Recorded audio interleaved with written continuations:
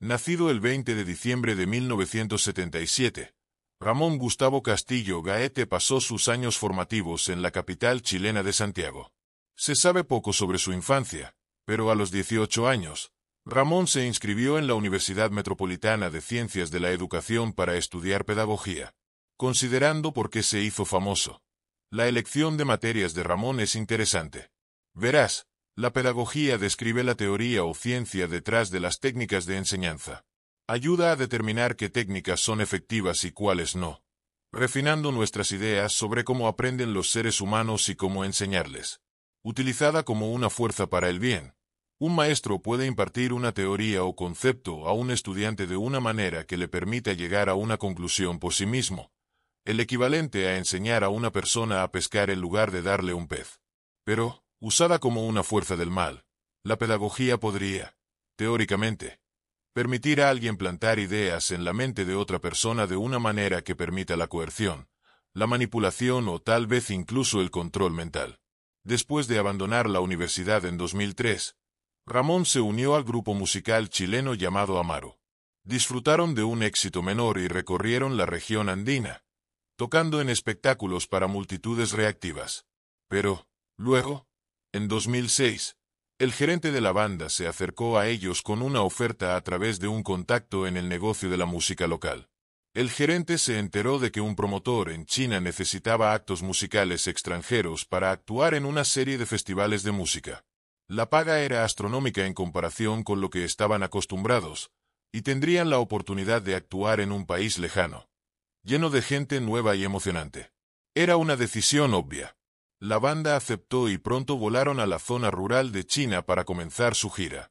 Mientras conducía por pequeños pueblos y aldeas rurales, Ramón desarrolló un interés en la religión china antigua, el zenismo, o religión popular china en inglés. Es una forma increíblemente antigua de culto a los antepasados que sigue siendo popular en el mundo de habla china. Ha sido descrita como un cuenco vacío que puede llenarse con contenidos de religiones institucionalizadas, como el budismo, el taoísmo, el confucianismo y las religiones sincréticas chinas. Las prácticas incluyen la veneración de los espíritus de los antepasados, el exorcismo de fuerzas demoníacas y una creencia en el orden racional de la naturaleza. El culto se dedica a dioses e inmortales, que pueden ser deidades de lugares o fenómenos naturales, y las historias de estos dioses se han convertido en la base de la mitología china moderna. Ramón se obsesionó con la religión popular y pasó cada momento libre tratando de aprender todo lo que podía sobre medicinas alternativas. Parecía mostrar un interés particular en las drogas alucinógenas y su capacidad para inducir lo que podríamos llamar una experiencia religiosa. Fue en esta época que Ramón se dio a sí mismo un nuevo nombre, Antares de la Luz, en referencia a la estrella más brillante de la constelación de Escorpio. Se volvió cada vez más egocéntrico y afirmó poseer una profunda iluminación que le permitía a él, y solo a él, decidir la mejor dirección musical para la banda Amaro. Como puedes imaginar, sus compañeros de banda se cansaron rápidamente de su comportamiento y se separaron de Ramón en 2009. No mucho después, un Ramón desalentado se mudó a un sucio apartamento compartido en el barrio Las Condes de Santiago, donde él y sus nuevos compañeros se dedicaron a un consumo intensivo de drogas. Ramón adoptó un nuevo nombre, Calipso, y comenzó a realizar lo que él llamaba rituales de sanación en sus compañeros de cuarto, mediante el uso de sustancias derivadas de la ayahuasca. Ramón convenció a sus nuevos amigos de que los rituales eran genuinos y que, tras su extenso estudio de la religión popular china, poseía poderes mágicos.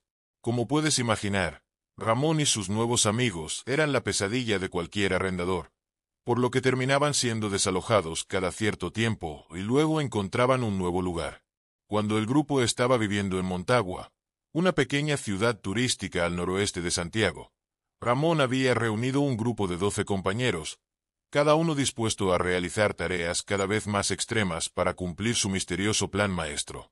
Pronto los convenció de comenzar a realizar sacrificios de animales en nombre de alguna deidad antigua del este, con las ceremonias seguidas de sesiones de intoxicación masiva usando poderosas drogas alucinógenas. Fue durante una de estas sesiones que Ramón se acercó a Natalia Guerras Chaie y le pidió que se acostara con él. Ramón mantuvo que el encuentro fue consensuado, Pero Natalia luego dijo que fue coaccionada y violada en contra de su voluntad. Independientemente, 9 meses después, Jesús Castillo Guerra nació en una clínica en Renaca, con Natalia como madre y Ramón como padre. Natalia no estaba segura de cómo recibiría Ramón la noticia, y es probable que mantuviera el embarazo en secreto para él. Pero, para su sorpresa, él parecía ansioso por ver a su recién nacido hijo. Cuando Ramón llegó a la clínica, el pequeño Jesús estaba en otra habitación sometiéndose a unos chequeos en manos de las enfermeras. Ramón le dijo a Natalia que iba a ver a su nuevo bebé y que regresaría en unos minutos. Nunca volvió. Antes de que Natalia se diera cuenta de lo que había sucedido, las enfermeras de la clínica entraron en pánico. El pequeño Jesús había desaparecido de su incubadora, mientras Ramón no se veía por ningún lado. Las enfermeras se apresuraron a llamar a la policía, que rápidamente se dirigió a la residencia de Ramón y sus seguidores para rescatar al vulnerable bebé. Pero, cuando llegaron, encontraron el lugar desierto. Ramón y sus seguidores se habían ido. ¿A dónde fueron? Sigue siendo un misterio. Pero lo que hicieron allí se ha incrustado en el folclore local como uno de los actos más horrendos de maldad en la historia del país. El 23 de noviembre, solo 2 días después del nacimiento de su hijo, Ramón y sus seguidores se reunieron alrededor de una hoguera en algún lugar de las estribaciones de los Andes. Sosteniendo al bebé Jesús en sus brazos, Ramón anunció que el niño era el anticristo, y que a menos que hicieran algo para rectificar un error apocalíptico, el mundo entero terminaría esa misma noche. Mientras el grupo comenzaba a realizar un canto religioso que Ramón les había enseñado, él mismo colocó una tira de cinta adhesiva sobre la boca de su recién nacido hijo. Luego, cuando el canto alcanzó su punto máximo, Ramón arrojó a su bebé al rugiente fuego delante de él y observó cómo el niño se asaba vivo. Ramón luego afirmó que otro niño tendría que ser sacrificado dentro de 10 días, o de lo contrario ocurriría un segundo apocalipsis programado. Esto resultó ser un momento sobrio para muchos de sus seguidores, que no estaban dispuestos o no podían procurar otro recién nacido. Luego, como era de esperar, el apocalipsis no ocurrió, y sus seguidores se dieron cuenta de que habían sido engañados furiosos porque los había engañado para cometer un pecado imperdonable. Un puñado de los compañeros de Ramón se acercaron a la policía para informarles de su paradero.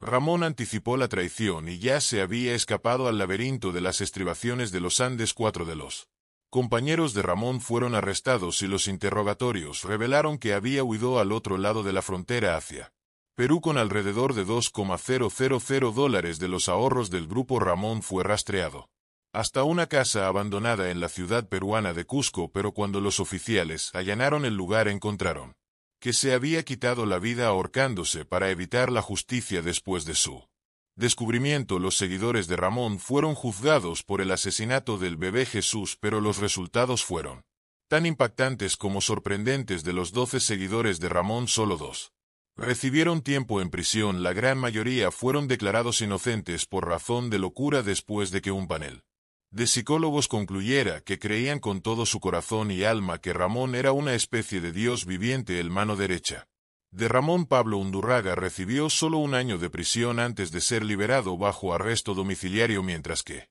Natalia, la madre del bebé asesinado, terminó con 2 años de prisión. Un juez dictaminó que ella era comparable en la brutal inmolación de su propio hijo a pesar de que no había tenido ninguna participación en ello, marcando un error judicial que muchos lucharon por entender. Quizás la lección más horripilante que se puede aprender del caso de Ramón es cuán peligrosas pueden ser las almas perdidas. Ramón logró reunir a una docena de jóvenes sin rumbo, posiblemente desanimados, que no querían más que encontrar un propósito en la vida, y a través de una mezcla de consumo intoxicante de drogas y una lengua plateada, Ramón los convenció de ayudar en un acto de pura maldad sin adulterar, sin cuestionarlo y sin razón. El 17 de mayo de 1977, Colin Stan, de 20 años, decidió hacer autostop desde su casa en Eugene, Oregón, hasta el norte de California, donde una amiga cercana celebraba una fiesta de cumpleaños. Colin era una autopista experimentada y no se subía al primer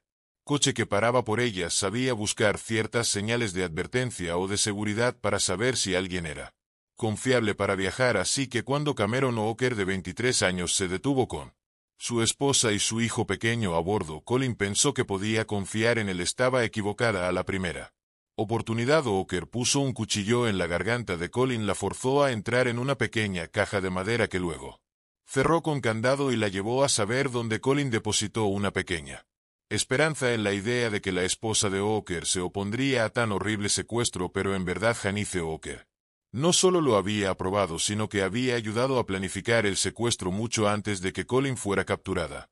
Walker y su esposa habían llegado a un acuerdo impío mientras ella permaneciera exenta de sus fantasías violentas. Janice ayudaría a encarcelar y esclavizar a cualquier persona que su marido quisiera.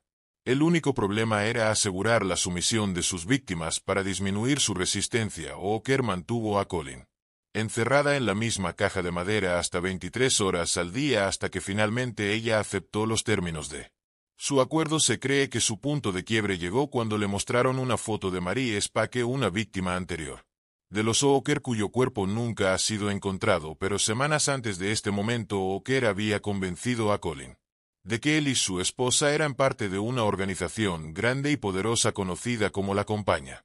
Se suponía que la compañía estaba involucrada en cientos, si no miles de casos de tráfico de personas y no temían atar cabos sueltos y castigar a aquellos que intentaran escapar. A Colin le dijeron que si intentaba escapar su familia sería torturada y asesinada de una manera que nadie jamás descubriría. Su implicación en pocas semanas, una combinación poderosa de miedo, tortura y privación del sueño, rompió los últimos restos de resistencia de Colin y ella mente firmó su vida a sus captores, adoptó el nombre de esclava K y comenzó a referirse a los Walker como amo y ama, y se le prohibió hablar sin permiso previo. Le dieron una copia de una novela francesa de los años 50 titulada La historia de O, que detalla la esclavitud de una joven parisina por un amo cruel y despiadado. A Colin se le dijo que estudiara el texto para emular mejor a la protagonista de la novela conocida solo como O. Hizo lo que le dijeron cuando Colin completó lo que equivalía a un entrenamiento de esclava. Ella y los Hookers se mudaron a una casa móvil en la gran ciudad de Red Bluff, a unos 30 km al sur de Reading. Luego dijo que la religión y la esperanza de escapar la mantenían de quitarse la vida, pero que estaba realmente convencida de la existencia de la compañía, lo que significaba que a pesar de su voluntad de liberarse, estaba paralizada por el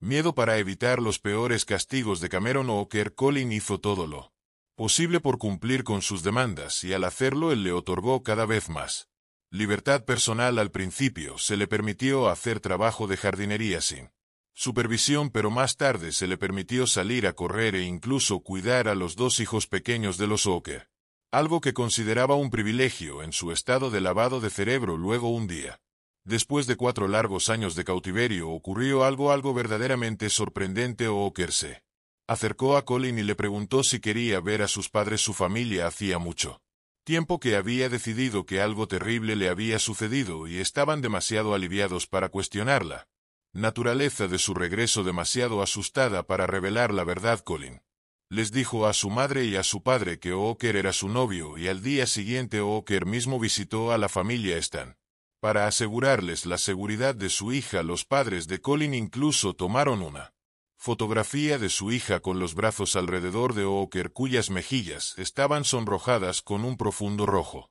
Montaron la fachada de una joven pareja feliz pero ermitaña, pero no podrían estar más lejos de la verdad. El incidente causó una crisis de confianza en un Walker cada vez más ansioso, que creía que sus crímenes estaban a punto de ser descubiertos. Los privilegios ganados con tanto esfuerzo por Colin fueron repentinamente y dramáticamente eliminados, y permaneció encerrada durante 23 horas al día durante los siguientes 3 años. A los hijos de los Walker junto con sus vecinos se les dijo que había vuelto a vivir con sus padres, y su existencia se redujo a una nocturna hasta el punto de que comenzó a desarrollar enfermedades asociadas con la falta de luz solar. Una vez que Walker sintió que el calor se alejaba de él, comenzó a concederle privilegios a Colin nuevamente, en parte como una forma de evitar que se volviera loca y en parte como una forma de asegurar que se mantuviera relativamente saludable. Pero al permitirle más libertad, Walker vio una oportunidad de lucrar con su trabajo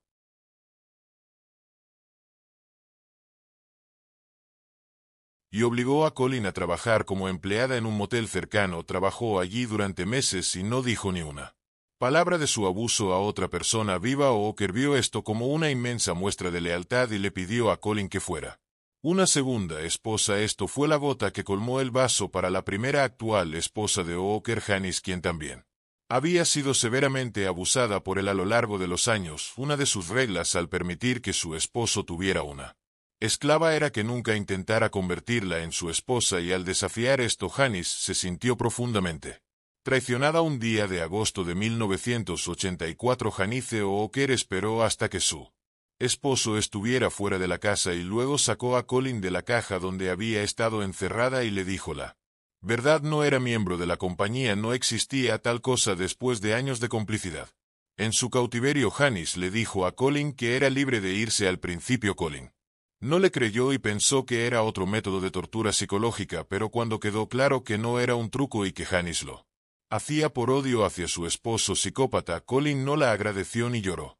Simplemente reunió sus escasas pertenencias y salió a las calles de Red Bluff. Horas más tarde, Cameron Walker regresó a casa bajo la impresión de que Colin todavía estaba en cautiverio. Sin embargo, cuando el teléfono sonó y escuchó su voz al otro lado, la proverbial moneda cayó como 10 toneladas de plomo cuando Colin le dijo a Cameron que sabía la verdad y que nunca volvería con él. Según los informes, él estalló en lágrimas. Ella también le dijo que si intentaba perseguirla lo haría arrestar. Sin embargo, extrañamente, Colin no planeaba contactar a la policía. En cambio, como una forma de agradecer a su liberadora, Janice decidió darle a Cameron una oportunidad de reformarse. Al final fue Janice quien denunció a su esposo a la policía, contándoles toda la historia de secuestro, abuso y violación. Inicialmente, las autoridades intentaron centrarse en el secuestro y asesinato de la primera víctima de los Walker, Mary Elizabeth Spake. Sin embargo, como no pudieron encontrar su cuerpo, no se presentó ningún cargo por asesinato. Independientemente, Cameron Walker fue llevado a juicio en 1985 con su futura ex-esposa testificando en su contra a cambio de inmunidad total. Un jurado lo declaró culpable de todos los cargos y fue sentenciado a 104 años de prisión por secuestro, asalto y encarcelamiento falso. Walker originalmente debía ser puesto en libertad condicional en 2023, pero su audiencia se adelantó a 2015 como parte del programa de libertad condicional para ancianos de California. Afortunadamente, su libertad condicional anticipada fue denegada y su próxima audiencia está programada para el año 2030. Después del juicio, Colin intentó seguir adelante con su vida, pero como puedes imaginar, estaba atormentada por los horrores que había soportado. Finalmente se ofreció como voluntaria en el Ring Women's Refuge Center, una organización que ayuda a mujeres maltratadas. Hannah Walker volvió a su apellido de soltera. Leslie intentó expiar la miseria que había ayudado a facilitar. Se convirtió en trabajadora social y profesional de la salud mental, especializándose en casos de mujeres maltratadas o abusadas. Si Janice pagó su deuda con la sociedad, no me corresponde a mí decirlo, pero está claro que Colin no tiene interés en tener ningún tipo de relación con ella. Quizás simplemente desee seguir adelante y disfrutar del tiempo que le queda cuando tanto ya le ha sido arrebatado. Sin embargo, la historia de Colin Stan es un testimonio impresionante de resistencia y supervivencia ante una crueldad inimaginable. Aunque marcada por su terrible experiencia, ha logrado encontrar una manera de contribuir positivamente a la sociedad, ayudando a otras mujeres que han sufrido abusos. Hoy en día su caso sigue siendo una referencia en estudios de secuestros prolongados y el complejo fenómeno del síndrome de Estocolmo, donde las víctimas desarrollan un apego emocional hacia sus captores a través de su fortaleza. Colin ha brindado esperanza y una voz a innumerables víctimas de abusos, demostrando que aunque las cicatrices del pasado pueden nunca desaparecer por completo, es posible encontrar un camino hacia la recuperación y la paz. Por otro lado, el caso también ha provocado una profunda reflexión sobre la justicia y la redención. La vida de Janice Walker. Ahora Leslie plantea preguntas difíciles sobre la complicidad, la cerón y el potencial de rehabilitación para aquellos que han estado del lado de los perpetradores. Su transición hacia una carrera ayudando a mujeres abusadas podría verse como un intento genuino de redención, aunque muchos podrían argumentar que algunas acciones son imperdonables. El relato de Colin Stan subraya la importancia de las leyes y sistemas que protegen a las víctimas de abuso, así como la necesidad de una vigilancia continua y un apoyo adecuado. para prevenir tales horrores en el futuro. Al final, la historia de Collie es un recordatorio poderoso de la resiliencia humana y la capacidad de encontrar esperanza y propósito incluso en las circunstancias más oscuras. Natasha Maria Campus nació el 17 de febrero en la capital austríaca de Viena. Sus padres se separaron cuando ella era solo una niña y aunque dividía su tiempo entre sus cuidados, Natasha y sus dos hermanas mayores eran, según se informa, mujeres jóvenes felices y saludables. Para cuando tenía 10 años, Natasha estaba inscrita en la escuela primaria Brioska WK en el barrio de Congress de Viena y, según todas las cuentas, tenía un futuro brillante por delante, pero en la mañana del 2 de marzo de 1998 una serie de eventos aterradores cambiaría la vida de la joven para siempre. Esa mañana de lunes, Natasha salió de su casa familiar con la intención de caminar hacia la escuela, pero la niña no estuvo presente en el registro y tampoco regresó a casa esa noche después de que la policía alemana instara al público a que se presentara. Un niño de 12 años informó haber visto a una joven siendo arrastrada a una furgoneta blanca por dos hombres mucho mayores. Él horrorizó a la policía, que originalmente creía que Natasha simplemente había huido de casa, y los impulsó a actuar. Casi una furgonetas blancas fueron detenidas y registradas por la policía de Viena en los días y semanas que siguieron, incluyendo la de un hombre de 36 años llamado Wolfgang Priklopil. Wolfgang vivía a solo media hora en coche de donde Natasha desapareció, pero declaró que había estado usando su furgoneta para mover escombros de un sitio de construcción en la mañana en cuestión. Su historia parecía ser cierta, así que la policía se despidió y lo eliminó como sospechoso. Sin embargo, tras su partida, Wolfgang entró en su garaje y retiró una gran lámina de plástico del suelo de piedra. La lámina había estado ocultando la pequeña entrada de un sótano que había sido cerrado con un pesado candado de acero. Wolfgang buscó una llave, desbloqueó el candado y luego abrió la puerta del sótano, y mirándolo desde la oscuridad estaba la pequeña Natasha Buss. En las semanas que siguieron, los investigadores no lograron avanzar en lo que resultó ser una búsqueda profundamente frustrante. Un gran número de niños son secuestrados por un familiar o un amigo cercano de la familia, pero después de agotar esas vías de investigación, la policía estaba perpleja. Fuera de los sospechosos obvios, Natasha podría estar literalmente en cualquier lugar, y si estaba en ruta hacia otro país, uno fuera del alcance de Interpol, encontrarla podría resultar imposible en ausencia de información sólida. Comenzaron a surgir especulaciones oscuras sobre el posible destino de Natasha. Algunos especulaban que había caído víctima de una red de tráfico de personas, o que posiblemente se había convertido en el objetivo de contrabandistas de órganos del mercado negro que buscaban órganos limpios para subastarlos o al mejor postor. También se teorizó que Natasha había caído presa del prolífico asesino en serie francés Michel Fournier. Además, Natasha tenía su pasaporte en su mochila en el momento de su desaparición debido a un viaje familiar a Hungría que había tenido lugar unos días antes. Esto significaba que cuanto más tiempo Natasha permaneciera desaparecida, más probable era que su secuestrador la llevara fuera del país y luego viajara demasiado lejos de la jurisdicción de Interpol, y ella podría nunca ser devuelta con vida. Semanas se convirtieron en meses, luego meses se convirtieron en años, y todavía la policía no pudo hacer ningún avance sólido en el caso. Su enfoque estaba en las redes internacionales de tráfico de personas, enormes operaciones que abarcan continentes enteros, pero la verdad era que Natasha estaba prisionera durante 8 largos años a poca distancia de su casa de infancia. El pequeño sótano en el que se vio obligada a vivir tenía solo 5 metros cuadrados de espacio. Estaba construido casi completamente de concreto y reforzado con vigas de acero. No tenía ventanas y era completamente insonorizado para asegurar que no importa cuánto gritara Natasha, nadie la escucharía y vendría a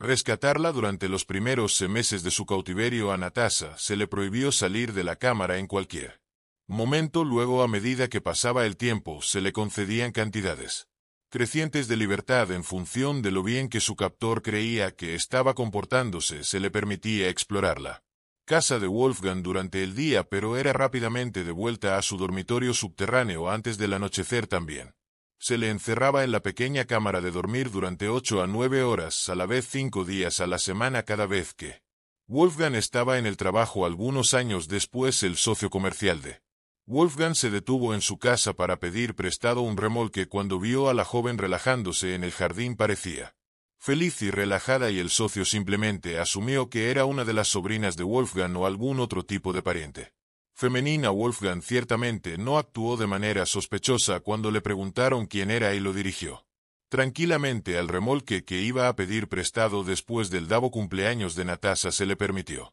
salir de la casa de Wolfgang, pero solo en su compañía. Le dejó claro que sí intentaba alertar a las autoridades o de otra manera escapar, tanto ella como su familia serían torturadas, asesinadas y desmembradas. Natasha continuó mostrando un comportamiento satisfactorio en los meses que siguieron, tanto que Wolfgang consideró oportuno llevarla a un viaje a una estación de esquí cercana. Parecía una maniobra arriesgada para alguien aterrorizado de ser atrapado, pero Wolfgang había quebrantado tan completamente la resistencia de Natasha que debía de estar muy confiado en su falta de voluntad para escapar. Durante aproximadamente un año de su cautiverio, Wolfgang despertaba a Natasha y los dos desayunaban juntos. Wolfgang se aseguró de recoger una serie de libros de texto escolares relevantes para la edad de su cautiva y Natasha devoró con avidez el contenido de los libros para darse una especie de educación informal. Muchas mujeres jóvenes de su edad podrían llegar a resentir ser despojadas de la experiencia juvenil, pero extrañamente Natasha se consideraba a sí misma, y cito, librada de muchas cosas. No empecé a fumar ni a beber y no me junté con malas compañías, dijo, pero no te equivoques. Sí. Usando sus propias palabras, la casa de Wolfgang era un lugar de desesperación para ella. Junto con las libertades adicionales a Natasha se le permitió ver televisión, pero parecía no darse cuenta de que Wolfgang solo le mostraba versiones editadas y pregrabadas de películas y programas de televisión diseñadas para excluir cualquier mención de apelaciones o la búsqueda continua de ella. Fue alrededor de este tiempo que Natasha hizo su único intento de escape. Mientras acompañaba a Wolfgang en una rutina, abrió la puerta del pasajero de su furgoneta, se desabrochó el cinturón de seguridad e intentó salir rodando del vehículo mientras viajaba a alta velocidad. El intento probablemente la habría matado, así que es una especie de bendición retorcida que Wolfgang fuera capaz de arrastrarla de vuelta al asiento antes de detenerse en una carretera cercana. Como castigo, Natasha fue golpeada tan severamente que apenas podía caminar y los privilegios que se le habían concedido a lo largo de los años fueron súbitamente y completamente eliminados. En lugar de permitirse leer libros o ver televisión, Wolfgang obligó a Natasha a realizar largas horas de tareas domésticas, a veces sin sentido. La idea no era tanto hacer uso de ella, sino agotarla como una forma de reducir la posibilidad de un intento de escape. Wolfgang a veces ordenaba a Natasha que descargara una serie de objetos pesados de su furgoneta y le mandaba cargarlos. De nuevo ella lo hacía sin cuestionar, ya que después de su intento de escape, Wolfgang había tomado ciertas medidas para prevenir una segunda instancia. Cada vez que salía del apartamento, Wolfgang le mostraba a su cautiva las trampas explosivas que había instalado en todas las puertas y ventanas exteriores. Un hilo de pescar apenas perceptible corría a lo largo de las aberturas, cada uno conectado a un pequeño bloque de lo que Wolfgang afirmaba era dinamita. Ahora no solo arriesgaría su vida si intentaba escapar, sino que cualquiera que viniera a buscarla en el lugar correcto también arriesgaría ser volado en pedazos. Sin embargo, increíblemente, después de soportar semanas y semanas del trato más duro hasta el momento, Natasha desarrolló un nuevo tipo de determinación. Después de una demostración particularmente feroz de desafío, Wolfgang sacó una pistola, la puso en la cabeza de Natasha y amenazó con ejecutarla, pero para sorpresa de su captor, Natasha llamó el farol de Wolfgang, le gritó que la matara, que finalmente terminara con su tormento, alegando que si no lo hacía ella encontraría una manera de matarlo. Mientras dormía, se cree que la amenaza aterrorizó a Wolfgang. Estaba claramente perdiendo el control, así que cambió su estrategia. En lugar de amenazar con matarla, Wolfgang le dijo a Natasha que si no se comportaba mataría a sus vecinos. Durante su cautiverio, Natasha había desarrollado un gran afecto por los vecinos de Wolfgang, quienes a menudo eran su única fuente de contacto exterior. La amenaza funcionó y Natasha parecía más sumisa en los días y semanas que siguieron. Sin embargo, Wolfgang no sabía que Natasha estaba planeando su gran escape. Comenzó a golpear su botella de agua de plástico contra las paredes de su celda por la noche con la esperanza de atraerla atención de un transeúnte y trató en vano de atraer la ayuda de extraños en las raras ocasiones en que la llevaban. Al centro de la Natasha fue persistente pero cautelosa y, una vez más se recordó a sí misma que debía esperar un momento oportuno. Tomó 8 largos años, pero un día ese momento finalmente llegó el 23 de agosto de 2006. Natasha estaba limpiando la furgoneta de Wolfgang mientras él la vigilaba desde el jardín cercano. Estaba a la mitad de la sucia tarea cuando de repente Wolfgang recibió una llamada en su teléfono móvil. Para Natasha parecía que era de su socio comercial y mientras escuchaba la conversación divagar de un lado a otro se le ocurrió una idea. Como un rayo de luz subió a la furgoneta, agarró la aspiradora que había estado usando minutos antes y comenzó a limpiar febrilmente las alfombras de la furgoneta. Subió la potencia al máximo, asegurándose de dejar las puertas de la furgoneta abiertas y observando a Wolfgang por el rabillo del ojo. Pronto, el ruido de la aspiradora comenzó a ahogar los sonidos de la voz de su socio, y aunque uno podría esperar que Wolfgang le ordenara detenerse, Natasha sabía muy bien que no lo haría. Hablarle mientras estaba en la llamada telefónica podría despertar sospechas, ya que Wolfgang intentaba mantener al mínimo el conocimiento de su presencia, así que en lugar de decirle que dejara de aspirar, Wolfgang se levantó de su tumbona y se adentró más en el jardín. Natasha vio su oportunidad de dejando la aspiradora encendida para dar la impresión de que aún estaba trabajando. Natasha saltó de la furgoneta, corrió hacia una cerca cercana y escaló al jardín de un vecino.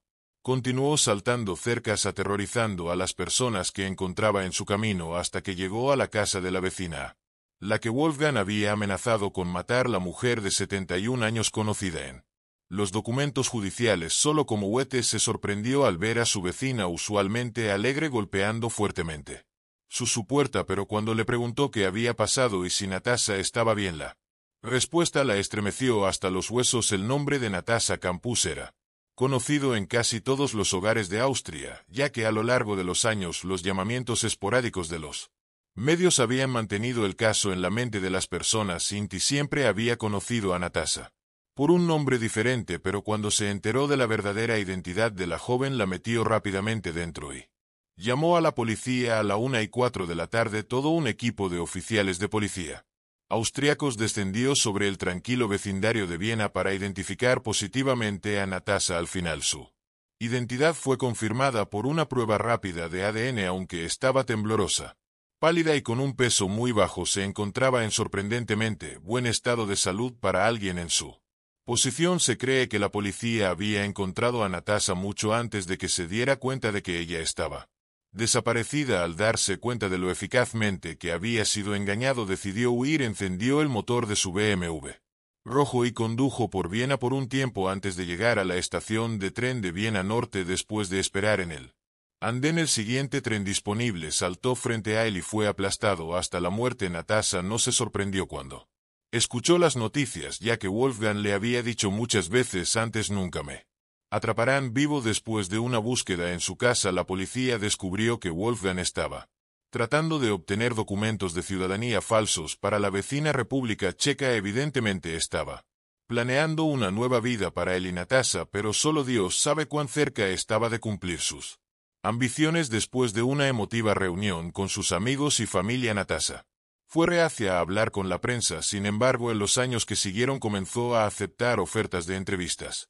Me siento cada vez más apenada por él, es un alma pobre, dijo sobre su antiguo captor antes de admitir que lloró incontrolablemente cuando la realidad de la muerte de Wolfgang se hizo evidente. El pueblo austriaco quedó atónito ante la aparente simpatía de Natasha por el hombre que la había encarcelado durante 8 años agotadores, y muchos sugirieron que estaba sufriendo de lo que se conoce como el síndrome de Estocolmo. Natasha ha negado vehementemente que este sea el caso y argumenta que su relación con Wolfgang era, y cito, compleja, pero está claro que en algún nivel Natasha sentía algún tipo de afecto residual por el hombre que hizo de su vida un infierno viviente durante la mayor parte de una década. En 2010 las autoridades austriacas intentaron subastar la casa de Wolfgang Priglopil junto con el terreno en el que se encontraba. Dada la infamia asociada al lugar, solo se recibieron algunas ofertas muy bajas. Luego un día un miembro del consejo de la ciudad recibió una llamada telefónica muy extraña. Una joven afirmaba ser la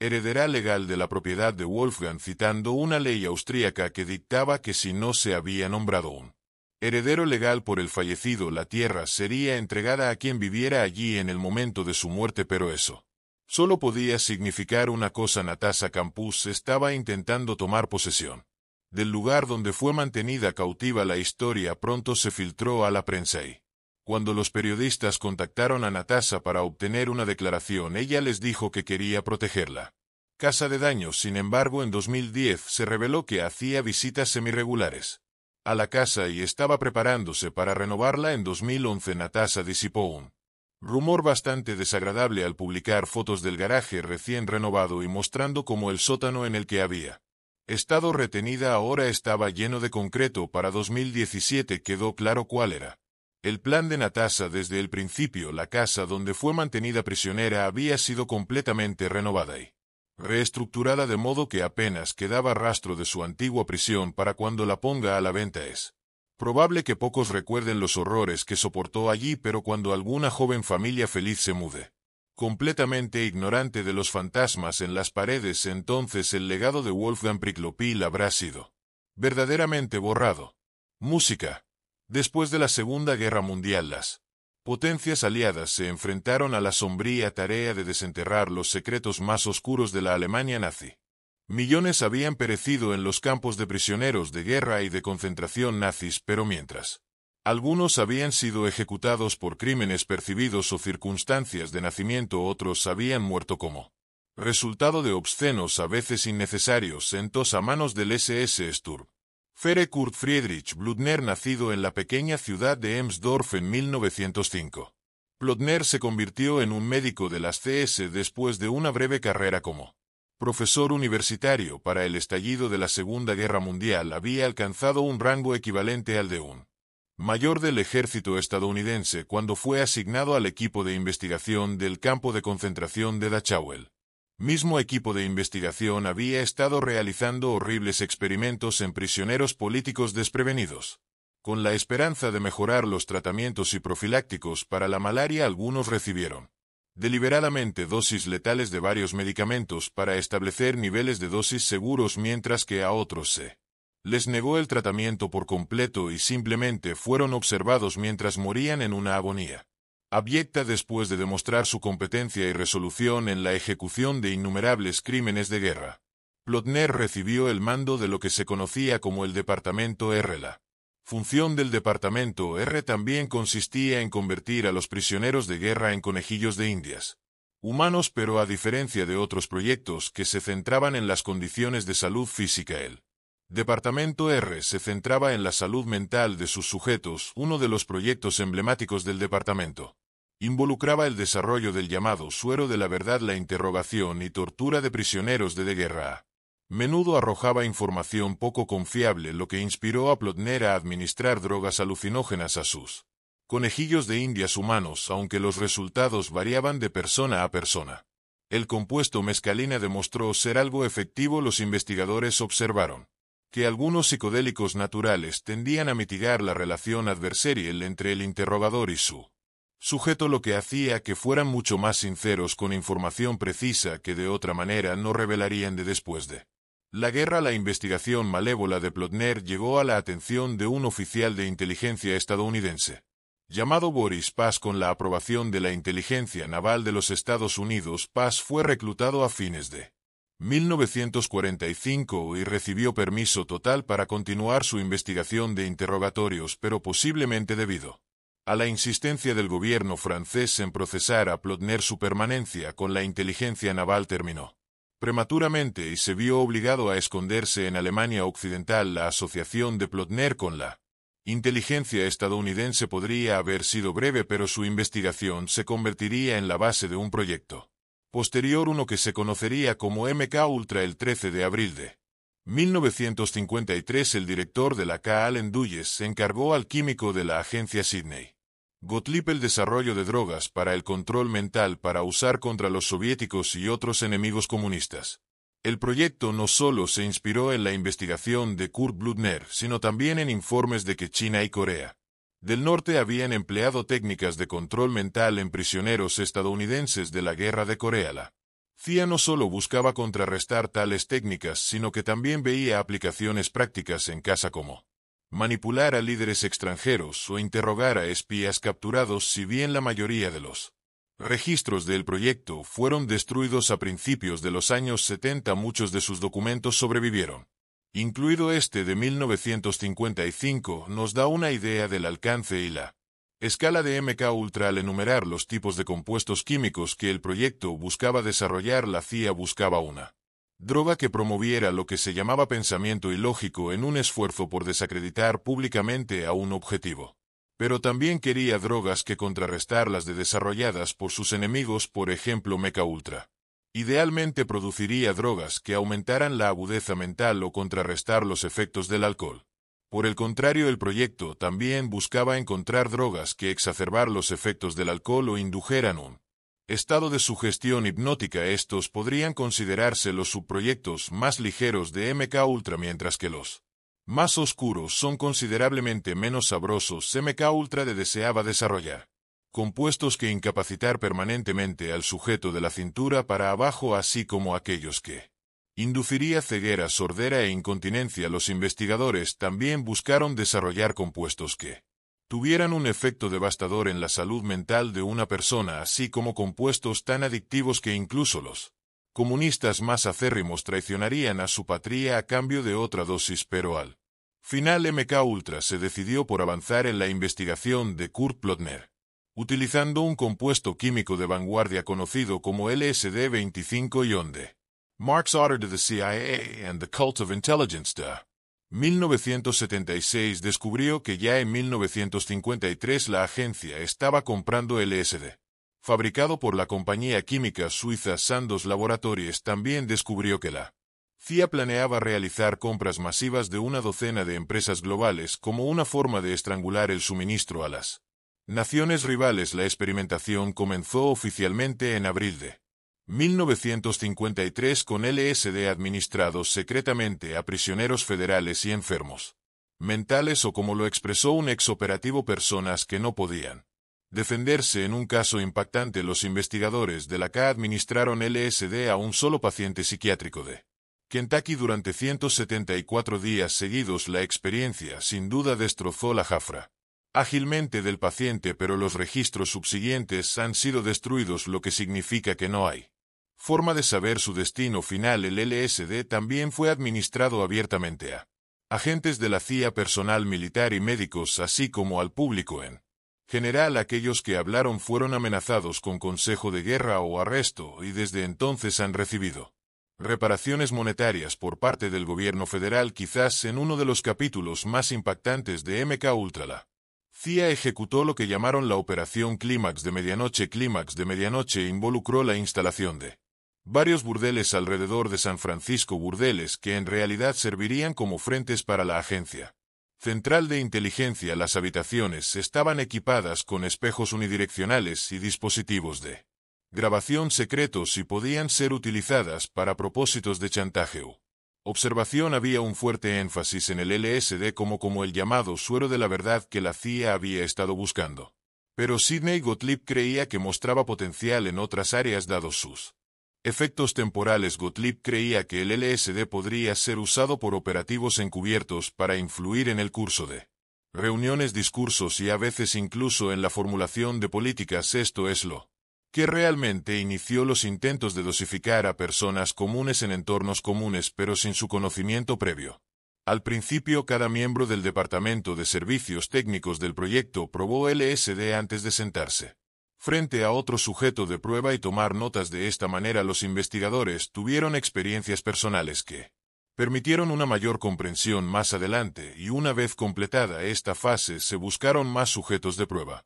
Desprevenidos en un caso, un operativo de la CIA sufrió una reacción extremadamente adversa y fue encontrado corriendo por Washington D.C. la tarde en que fue dosificado, quejándose de cómo los monstruos lo seguían. Los experimentos se volvieron cada vez más imprudentes hasta que un día un químico del ejército estadounidense llamado Frank Olson se arrojó por una ventana de un hotel y cayó 13 pisos hasta su muerte. Olson había estado muy involucrado en MK Ultra y había sido dosificado encubiertamente por un manejador de la CIA solo 9 días antes de su muerte. Ahora se cree que Olson había sido visto como un posible denunciante y como ADE pasó de ser uno de los investigadores del proyecto a uno de sus objetivos. Con el tiempo el enfoque se trasladó del LSD hacia otros narcóticos como la heroína, la psilocibina e incluso la escopolamina famosa.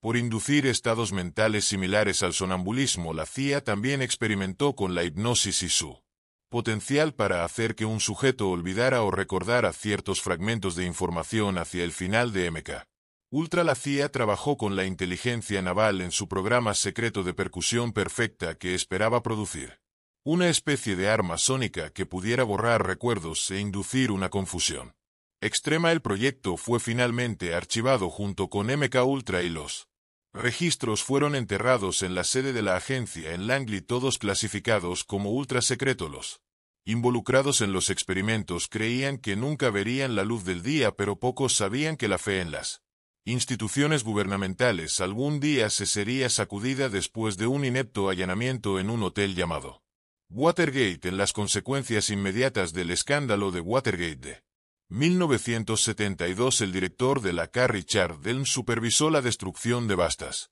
cantidades de registros de la CIA, incluyendo gran parte de la documentación de MK Ultra. Extrañamente, la única razón por la que los registros del proyecto se mantuvieron en absoluto es que 200,000 de ellos fueron almacenados incorrectamente en el edificio de registros financieros de la CIA, los cuales fueron desenterrados después de una solicitud de libertad de información en 1977, pero las acusaciones de juego sucio se lanzaban mucho antes de eso. La familia del fallecido Frank Olson, junto con otros afectados por los experimentos, había sido muy crítica con la CIA y a finales de 1974 sus esfuerzos llamaron la atención de periodistas de The New York Times. El artículo resultante fue una de las primeras acusaciones abiertas contra él aparato de inteligencia estadounidense, y las acusaciones fueron tan impactantes que el Congreso buscó investigarlas de inmediato. El verano siguiente, el comité del Congreso encargado de investigar las afirmaciones del Times reveló sus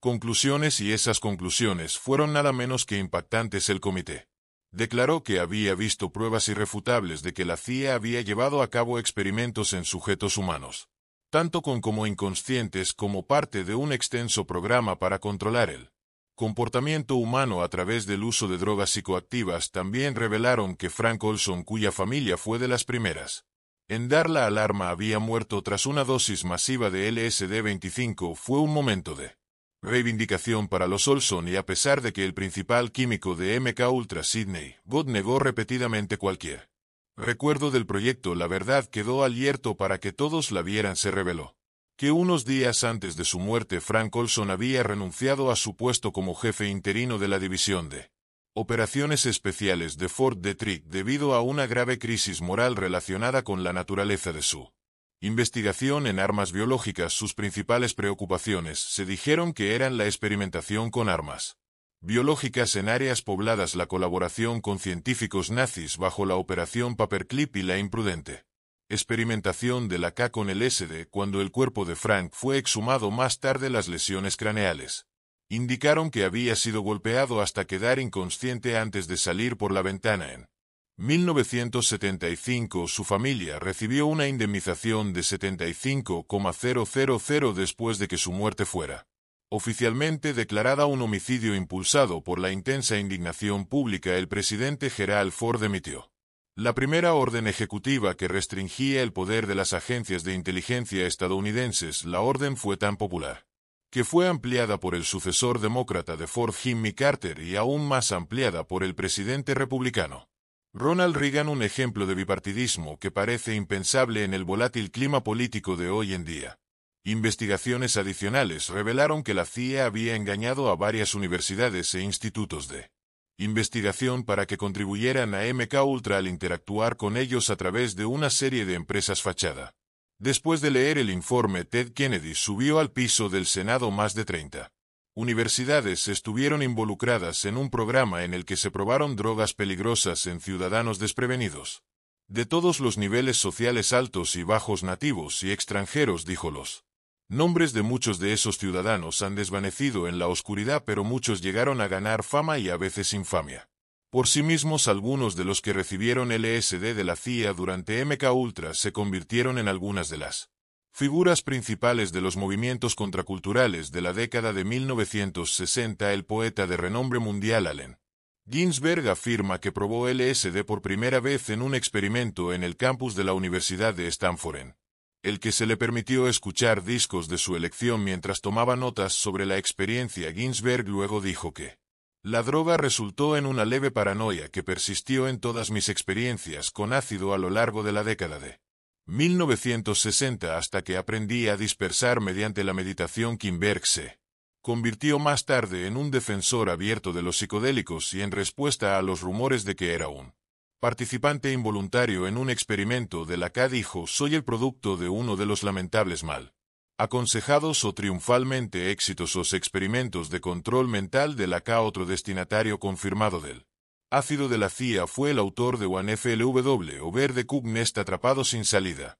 Ken Kesey, mientras era estudiante en la Universidad de Stanford, Kesey se ofreció como voluntario para lo que se refería como una terapia experimental en un hospital de veteranos en Menlo Park. La terapia resultó involucrar una dosis de LSD y sin que Kesey lo supiera todo el experimento había sido diseñado por la Agencia Central de Inteligencia. Las experiencias de Kesey lo inspiraron a promover la droga entre el floreciente movimiento hippie y rápidamente se convirtió en una piedra angular de su filosofía. Enciéndete, sintoniza, déjate llevar. El asociado de Grateful Dead Robert Hunter también participó en los experimentos de LSD de Stanford y escribió el siguiente pasaje: bajo la influencia, siéntate, imagínate a ti mismo surcando una concha púrpura con crestas de espuma de gotas de cristal suaves, como la noche que caen en el mar de la mañana, deslizándose muy suavemente una niebla y luego una cascada de campanillas. Debo tomarte de la mano muy lentamente y luego aglomerarse de repente en un repique de campanas de plata vibrantes, incomprensiblemente sangrientas, alegremente resonantes por mi fe. Si esto es locura, entonces por el amor de Dios permítame permanecer loco. Otros participantes no confirmados de MKUltra respaldados por fuertes evidencias anecdóticas son el gángster de Boston Whitey Bulger, el Unabomber Ted Kaczynski, el asesino de Kennedy Sirhan y Charles Manson. La historia del proyecto MKUltra es impactante, por decirlo menos, y podemos estar agradecidos de que tales experimentos puedan no repetirse nunca. Sin embargo, al conocer su existencia aún quedan graves preguntas. Tras el escándalo de Watergate, la CIA destruyó cientos de miles de documentos en un intento de ocultar sus indiscreciones más atroces. Los documentos relacionados con los archivos de Ultra fueron solo una fracción de lo que se quemó. Que más no quería que supiéramos la CIA, que más había estado ocultando a las mismas personas a las que estaba obligada a proteger. Y si en el futuro la Agencia Central de Inteligencia decide nuevamente probar drogas experimentales peligrosas en estadounidenses vulnerables y desprevenidos, ¿qué tipo de efecto tendrá en la sociedad y qué tipo de monstruos creará? Música. En la mañana del 25 de junio de 1950, al amanecer sobre la península de Corea, se desató el infierno. Decenas de miles de soldados del Ejército Popular de Corea del Norte avanzaron hacia el corazón del sur bajo la cobertura de tanques y fuego de artillería. Sus contrapartes del sur estaban casi completamente desprevenidas y en 2 días el destacamento defensivo de Seúl había sido derrotado y el gobierno evacuado. En el caos resultante, el ejército surcoreano voló un puente sobre el río A mientras 4,000 civiles lo cruzaban. Cientos murieron en la explosión y cientos más fueron sepultados en el colapso del concreto y se ahogaron en el río abajo. CCO días después de la invasión, los surcoreanos habían perdido más de 70,000 soldados. La situación era desesperada y cuando los surcoreanos pidieron ayuda al mundo, el mundo respondió. Una coalición de 16 naciones se comprometió a enviar tropas de combate para repeler la invasión norcoreana. Incluía a los sospechosos habituales de Estados Unidos, el Reino Unido, Australia y Nueva Zelanda, pero también a Francia, Holanda, Suecia y varios otros países europeos. Incluso países como Colombia, Etiopía, Tailandia y Turquía también enviaron tropas de combate. A pesar del masivo influjo de soldados extranjeros, la guerra de Corea continuaría durante 3 largos años y culminaría en un sangriento estancamiento que perdura hasta el día de hoy. Millones murieron, decenas de miles de ellos soldados y miles más fueron tomados prisioneros en ambos lados de la línea de fuego. Muchos de esos prisioneros soportaron un infierno en la tierra y regresaron a casa para ver a sus familias, mientras que algunos se convirtieron en el tema de uno de los fenómenos más controvertidos y ampliamente discutidos de la época, el lavado de cerebro. Nacido en Benton Harbor, Michigan, el 5 de diciembre de 1918, el coronel Walker Bud Maurin se enlistó en la Fuerza Aérea de los Estados Unidos en septiembre de 1941, unos meses antes de que Estados Unidos entrara en la Segunda Guerra Mundial. Tras su graduación de la escuela de vuelo, el joven de 23 años fue enviado a Inglaterra para enfrentarse a la Luftwaffe en los cielos sobre Europa. Logró casi 20 aviones confirmados derribados en combate en Europa y fue transferido al Pacífico antes del final de la guerra. Luego, tras un breve respiro, Bud regresó al combate en Asia, pero esta vez fue en Corea. En julio de 1951, Bud se convirtió en el comandante del primer grupo de cazas que volaba el caza a reacción de ala barrida F-86 de última generación, pero mientras realizaba una patrulla aérea de rutina, Bud fue derribado después de atacar una columna logística norcoreana. Sobrevivió al aterrizaje forzoso, pero estaba gravemente herido y pronto fue capturado por soldados comunistas. Bud pasó los siguientes 16 meses en un campo de prisioneros de guerra en Corea del Norte, donde el trato a los prisioneros era abominable, por decir lo menos. Bud se vio obligado a compartir una celda diminuta con varios otros prisioneros y solo se le daba comida y agua para mantenerlo vivo. Fue obligado a opar condiciones de congelación con ropa mínima, mientras que los brutales interrogatorios a manos de sus captores norcoreanos a veces duraban toda la noche, a pesar de estar severamente privado de sueño y sujeto a constantes amenazas de ejecución sumaria. Bud se mantuvo fuerte y se negó a responder las preguntas de sus captores, pero un día su enfoque cambió significativamente y en lugar de hacerle preguntas, los norcoreanos le presentaron una declaración para firmarla.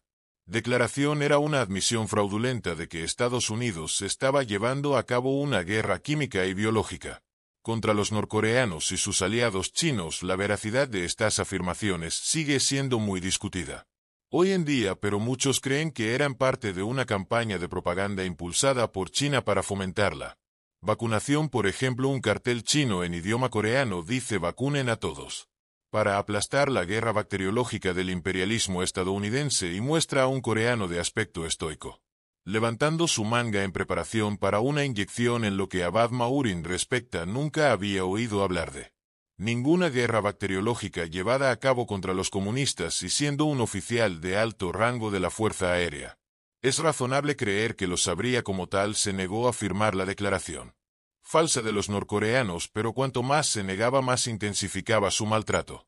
En un caso, Bud fue mantenido despierto durante días seguidos mientras era inundado con lo que llamaban pruebas de los crímenes de guerra de Estados Unidos. Los norcoreanos afirmaban que a fines de enero de 1952 un cuartel general del ejército chino al sur de Incheon sufrió un brote de viruela. Se decía que casi 30 soldados comunistas habían contraído cólera y peste bubónica, mientras que casi 50 soldados de infantería recientemente fallecidos se dijo que murieron de meningitis. Aunque los chinos y los norcoreanos no sabían exactamente cómo habían contraído las enfermedades los soldados, las sospechas pronto recayeron sobre los estadounidenses, con el ministro de Relaciones Exteriores norcoreano afirmando que Estados Unidos había lanzado insectos infectados sobre Corea del Norte y lo había hecho en colaboración con el criminal de guerra japonés y jefe de la Unidad 731 Shiroi. Día tras día Bud fue bombardeado con la misma narrativa y se le ordenó firmar la declaración. La privación de sueño lo desgastó hasta el punto de considerar quitarse la vida como alternativa a traicionar a su país, pero justo cuando estaba llegando a su punto de quiebre, su trato mejoró repentina y dramáticamente. Un día, en lugar de ser interrogado por los guardias brutales habituales del campo, Bud fue llevado a la sala de interrogatorios para ser recibido por un oficial bien hablado del Ejército Popular de Liberación de China. El oficial dio la bienvenida a Bud a la sala como si fuera un invitado de honor, ofreciéndole té y pan en cantidades que no había visto en años. El oficial Mantuvo una conversación cordial con Bhatt por un tiempo, pero pronto quedó claro el verdadero propósito de su visita era solo otro intento de convencer a Bhatt de que firmara la declaración falsa, pero cuando se negó el tono del oficial se volvió considerablemente más oscuro. Le recordó a Bhatt que los aliados no sabían que era prisionero de guerra, por lo que podría ser retenido hasta su muerte sin que su esposa e hijos lo volvieran a ver. La confesión era la clave para su supervivencia, y una mayor negativa firmaría su sentencia de muerte viuda. Finalmente se dio sin tener idea de que había sido retenido tanto tiempo, que la guerra ya había terminado tras su liberación en un intercambio oficial de prisioneros. Bidi fue informado de que lo que había experimentado era una forma primitiva de lavado de cerebro, pero mientras sus efectos en voz fueron limitados y fue en gran medida el pensamiento en su familia lo que lo llevó a firmar la confesión, otros demostraron ser mucho más susceptibles a las técnicas de control mental comunista. Claude Bachelor nació el 14 de diciembre de 1929 en un pequeño pueblo texano llamado Kermit. Sus años formativos estuvieron caracterizados por una pobreza extrema, y más tarde recordó compartir una sola cama con dos de sus 8 hermanos. A los 16 años dejó la escuela secundaria y se enlistó en el ejército de Estados Unidos.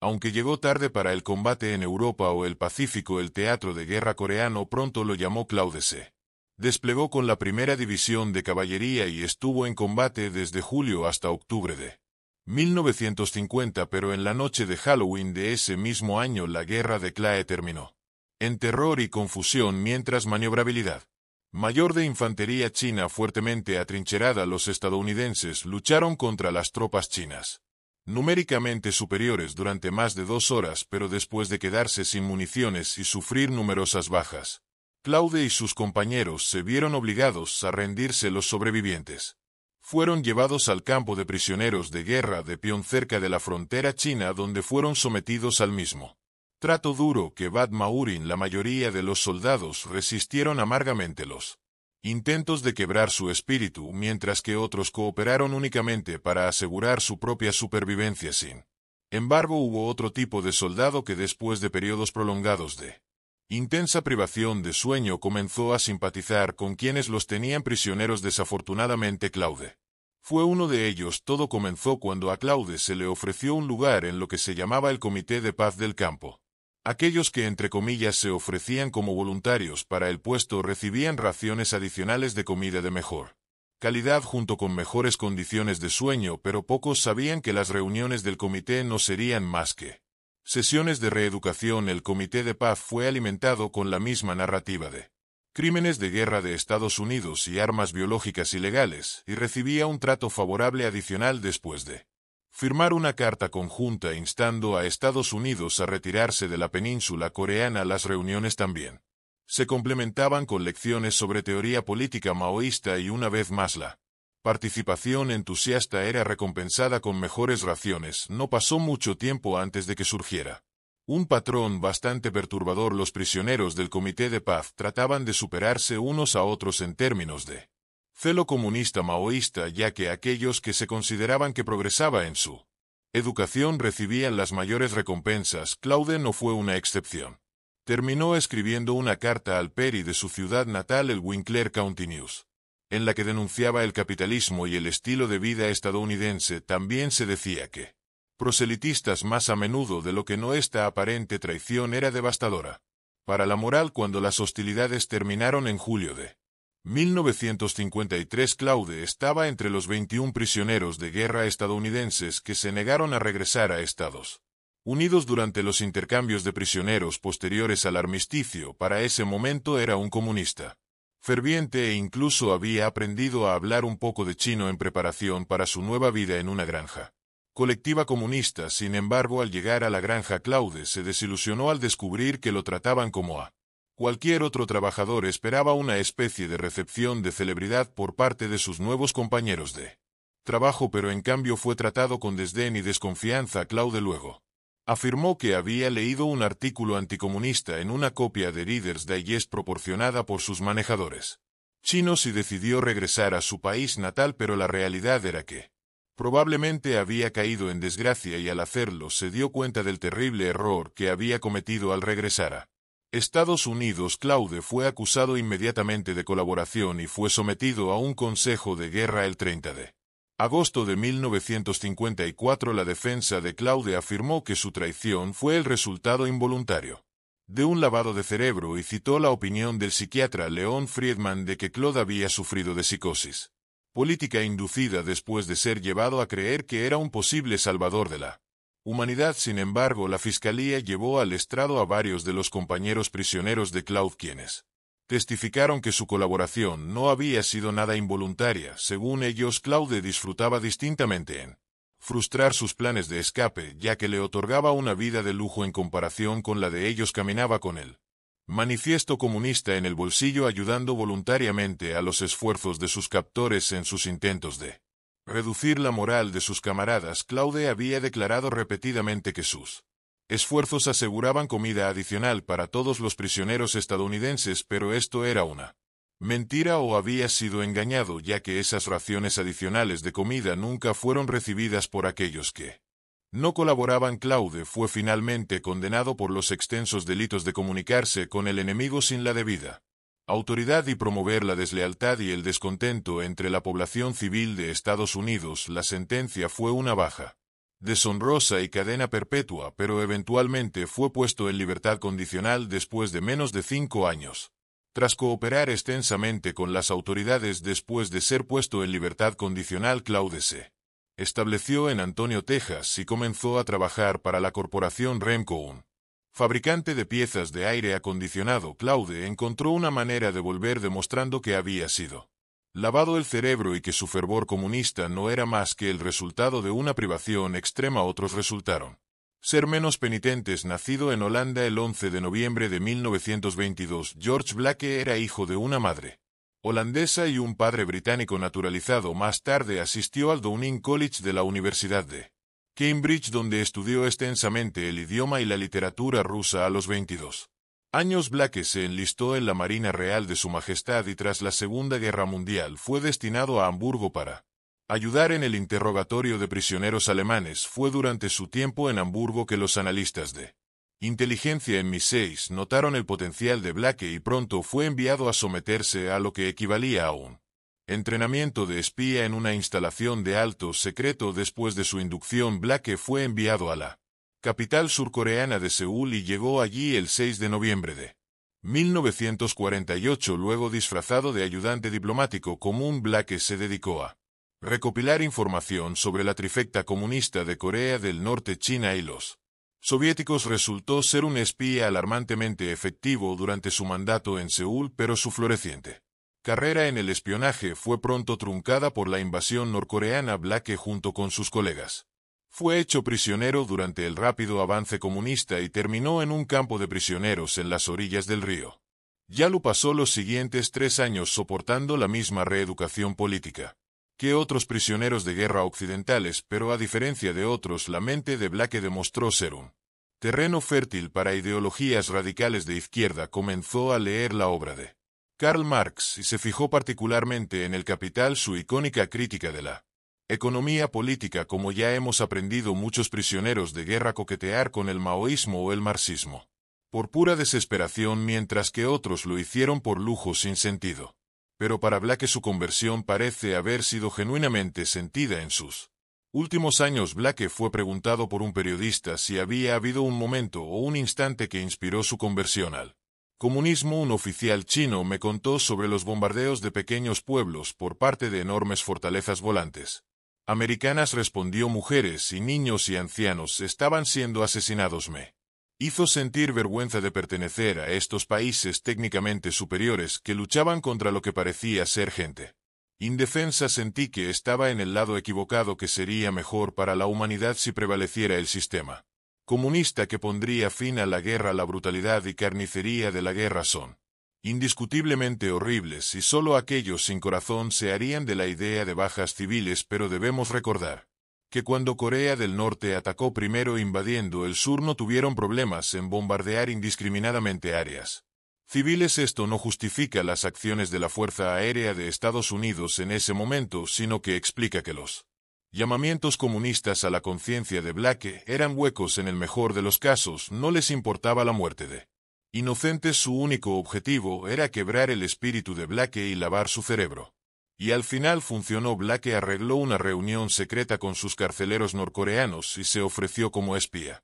Luego, a través de la cercana pero muy temporal alianza entre China y la URSS, Blake terminó siendo entregado a la agencia de espionaje MGB soviética para entrenamiento como agente doble tras su segunda ronda de entrenamiento de espía en solo unos pocos años. Blake fue devuelto a Corea del Norte y luego liberado como parte de un intercambio de prisioneros en 1953, regresó a casa como un héroe reincorporado a la inteligencia británica y luego pasó los siguientes varios años vendiendo a sus amigos y colegas a los rusos. En 1955, después de ser enviado a Berlín para reclutar agentes dobles, Blake comprometió a docenas de sus compatriotas traicionando sus ubicaciones a los equipos de cazadores de la KGB. Casi 40 de sus antiguos camaradas encontraron su muerte a manos de asesinos rusos y sin duda pasaron sus momentos finales preguntándose quién los había traicionado y por qué Mi-6 solo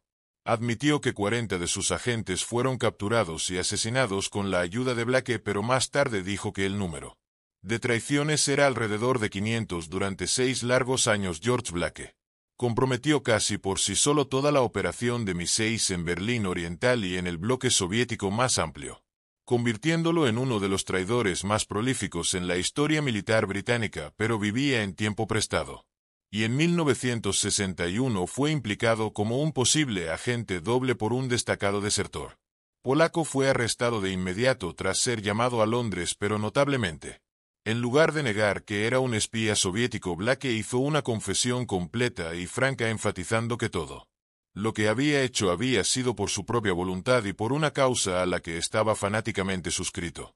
Tras su juicio en el Old Bailey de Londres, Blake fue sentenciado a 42 años de prisión y los medios nacionales aprovecharon la oportunidad para caracterizar su sentencia como 1 año por cada héroe que traicionó. Fue la sentencia más larga no vitalicia jamás impuesta por un tribunal británico, pero resultó que Blake solo cumplió una octava parte de esa sentencia. 5 años después de su encarcelamiento, Blake orquestó una fuga con la ayuda de 3 otros prisioneros, fracturando sus muñecas en el proceso. Blake fue luego introducido de contrabando en Francia en una caravana, llevado a la frontera entre Alemania Oriental y Occidental y luego se reunió con sus manejadores soviéticos antes de ser transportado a Moscú para 1966. Las noticias de la condena y fuga de Blake habían dividido amargamente a la opinión pública británica. Era amado en algunos círculos, odiado en otros, y muchos estaban indecisos sobre lo que veían como una situación complicada con implicaciones políticas de largo alcance. Blake no mostró un ápice de arrepentimiento hasta marzo de 1967, cuando un tribunal británico concedió a su esposa Gillian el divorcio por su ausencia. Siempre había esperado que ella y los niños pudieran unirse a él algún día. Las noticias de su odio hacia él se dice que le rompieron el corazón, pero no su determinación. En 1992 Blake fue entrevistado por la radio CBC de Canadá y, aunque expresó un profundo arrepentimiento por las muertes de sus compañeros agentes británicos, elogió los conceptos generales del comunismo y manifestó una tristeza por la caída de la Unión Soviética. Blake finalmente falleció el 26 de diciembre de 2020 a la edad de 98 años. Vladimir Putin expresó sus profundas condolencias a la familia y amigos de Blake y destacó su invaluable contribución a mantener la paz en el planeta. El coronel Blake fue un brillante profesional, dijo Putin, un hombre de especial vitalidad y coraje, pero mientras una evaluación tan elogiosa podría ser apreciada por algunos, los antiguos colegas de Blake no compartían el sentimiento. Está claro que, en el caso de George Blake, el sujeto mostró un interés en la lengua y cultura rusa desde una edad temprana. Esto fue probablemente instrumental para su eventual decisión de espiar para los servicios de inteligencia rusos, y algunos ven esto como un argumento en contra de la idea de que fue lavado el cerebro, pero lo curioso en el caso de Blake es que hasta que se enfrentó con pruebas contundentes de sus crímenes, se negó a creer que su traición había resultado en la muerte de soldados británicos. Blake creía todo lo que sus manejadores rusos le decían, a pesar de tener acceso sin restricciones a pruebas contradictorias. En cierto sentido estaba completamente desconectado de la realidad, pero de una manera que le permitía funcionar en ella sin una sola crisis de conciencia, y si eso no es reminiscente de un lavado de cerebro, no sé qué lo es en cuanto a los otros prisioneros de guerra estadounidenses que abandonaron su patria para vivir en países comunistas. No podemos culpar todas sus decisiones a un concepto abstracto como el lavado de cerebro. Algunos, como el cabo Clarence Adams de Memphis, Tennessee, tenían quejas legítimas con sus vidas en Estados Unidos después de negarse a regresar a Estados Unidos. Adams participó en numerosos proyectos de propaganda norcoreana, uno de los cuales incluía una transmisión destinada a una audiencia afroamericana. Supuestamente están luchando por la libertad, les dijo Adams, pero ¿qué tipo de libertad tienen en casa?